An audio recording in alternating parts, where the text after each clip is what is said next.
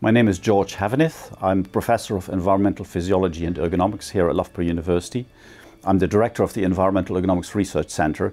The main focus that we have in terms of the physiological research is people being exposed to extreme heat or extreme cold. What inspired me to work in environmental physiology was the way at university I got acquainted with different facets of physiology.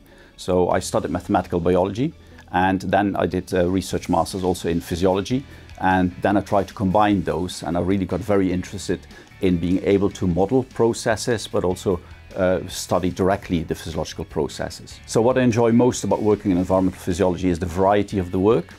So one day I was studying at -20 degrees and looking at footwear and foot physiology, blood flow through the feet for mountaineering shoes, for example. I'm going to, for example, to Qatar to study athletes working in extreme heat at +35.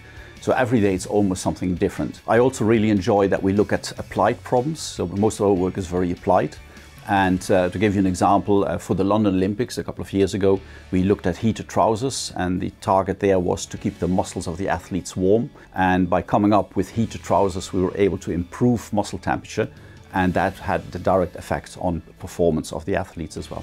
So one of the biggest challenges for us to work in environmental physiology is that it's multidisciplinary, and which we really enjoy, but the tricky side of it is that you almost have to keep up with the literature in different topics, and to keep up with the literature in all of those areas and really make sure that you're at the forefront of research in all of them, that's the really tricky thing. If we have people that are interested in working in environmental physiology, I think the advice that I would give them is to make sure you look beyond the obvious places to get your experience. So getting experience is always the most important thing if you want to get into an area. The inspiration for joining the Physiological Society was really the fact that we do interdisciplinary work, which means you're not grounded in one discipline. It's very difficult then to have all the knowledge of these areas, but by being a member of a society in one of the areas, in this case the physiology area, that provides me the foundation and the background and my sounding board, you could almost say, if I have questions.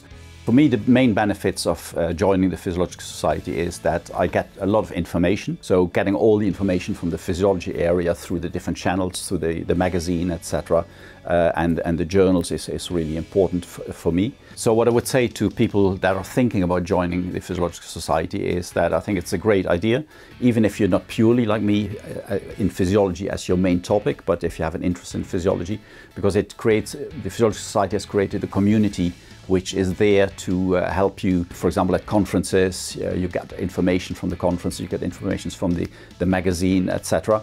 And I think that really helps you to get a wider understanding of physiology. And even if you're not an expert in all of those areas, it helps you to keep abreast of what's hot and really what's important in general